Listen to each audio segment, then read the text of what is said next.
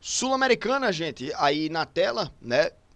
Tivemos a quarta rodada agora e vou pedir aí pra vocês também deixarem um like e se inscreverem aqui no canal. Você que ainda não é inscrito, você que não deixou o like, dá esse apoio aí pra gente que é muito importante pra gente seguir crescendo, tá? Tanto aqui no canal de cortes quanto aqui no canal de lives, independente de onde você estiver assistindo, tá? E acompanha também os nossos outros canais. Mas vamos lá, link pra tudo na descrição, tá? Só lembrando.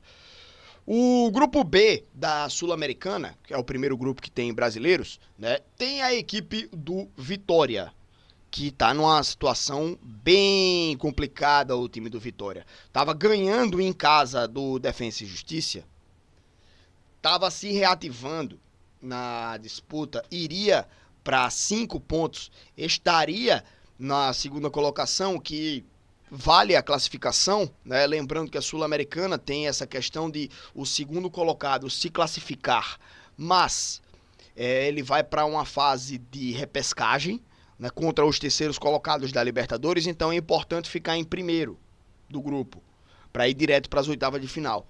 Mas no caso do grupo do Vitória, ficar em segundo agora já é algo bom, né? Porque o Vitória não alcança mais a equipe do Universidade de Quito, o Cerro Largo precisa ganhar os seus 2 jogos. Universidade de Quito perdeu os seus 2 jogos e eles tirarem um saldo de diferença de 9.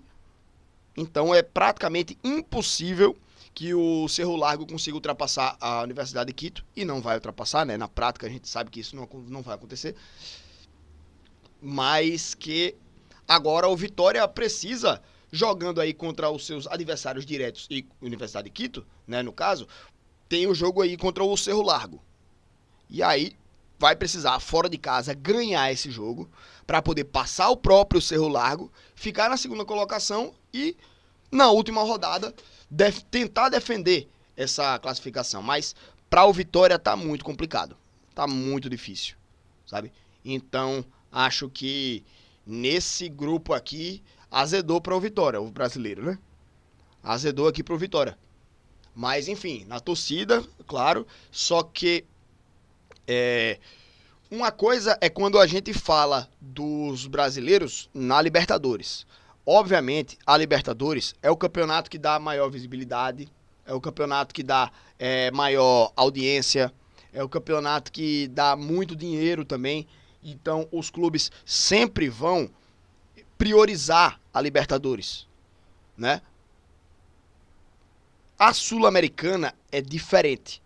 A Sul-Americana vai depender se o clube ele tá no Campeonato Brasileiro brigando pelo título, a Sul-Americana fica um pouco de lado, porque ele vai priorizar o brasileiro. Se ele tá na zona de rebaixamento, a Sul-Americana fica de lado, porque ele vai priorizar o brasileiro para escapar da zona do rebaixamento, né? Então, é muito difícil a gente ver alguém focar 100% na Sul-Americana, tá ligado? Claro que passou de fase, quando chegar no mata-mata, aí eles dão a importância ao campeonato, porque mata-mata é mata-mata, né? Então, bicho, essa fase de grupos da Sul-Americana, acho que alguns times brasileiros eles não estão dando a atenção necessária, sabe? Estão deixando um pouco de lado. E eu acho justo, tá? A Sul-Americana não é uma Libertadores. Então, é um campeonato que tem a sua importância e ele hoje é muito mais importante do que foi alguns anos atrás, né? Algumas décadas atrás. Então, mesmo assim, eu acho que é um campeonato que os times não tem essa atenção toda, sabe? Então, assim, talvez o Vitória até abra mão dessa classificação aí para focar 100% no Campeonato Brasileiro, onde não tá também numa fase muito boa. Então, precisa focar no Brasileiro, sabe? Então, tem toda essa história aí também por trás aí da Sul-Americana. Grupo C tem o Corinthians aí numa situação em que também tá nessa briga aí para se classificar em segundo, né? Porque o Huracan muito possivelmente vai ser o primeiro colocado desse grupo, já tá disparado lá na frente. E o Corinthians, empatando em casa com o América de Cali, deixa passar uma chance de estar na segunda colocação também, assim como o Vitória, né? Vacila aí a equipe do Corinthians. No grupo D, a gente tem o Grêmio, que com 8 pontos, né, empatou com o Atlético Grau.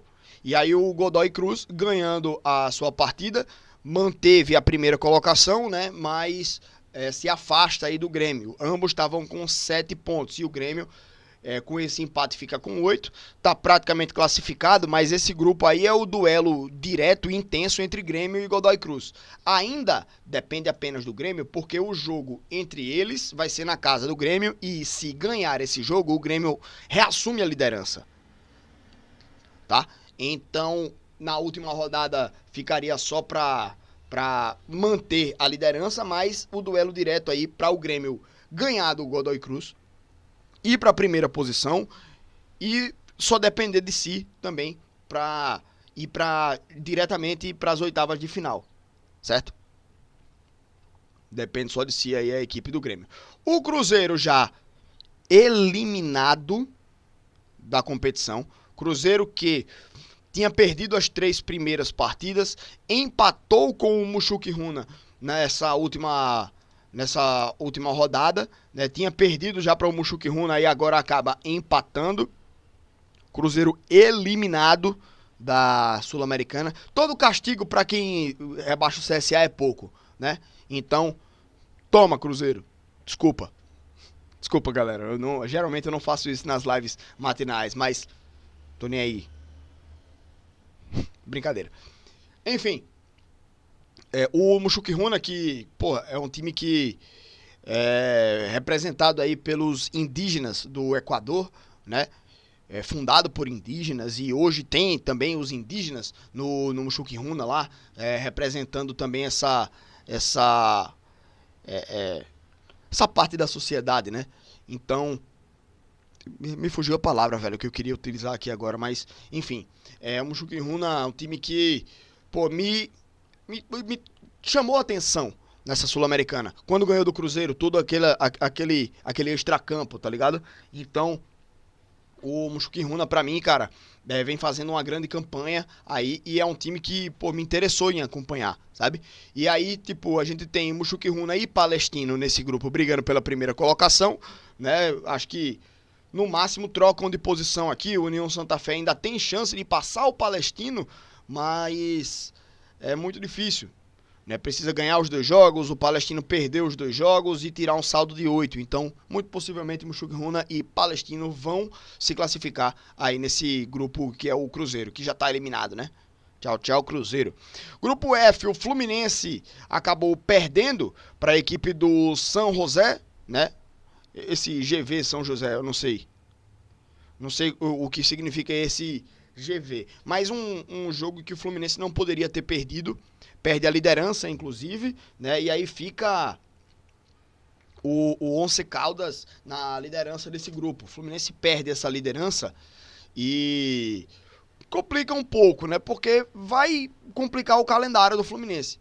Ainda tem um duelo direto contra o Once Caldas, né? O Fluminense joga contra a União Espanhola, depois contra o Once Caldas dentro de casa, então tem a chance de recuperar essa primeira colocação, mas que vai precisar agora focar na Sul-Americana, nesses 2 próximos jogos, para não complicar o calendário, tendo que jogar mais partidas aí nos playoffs, né?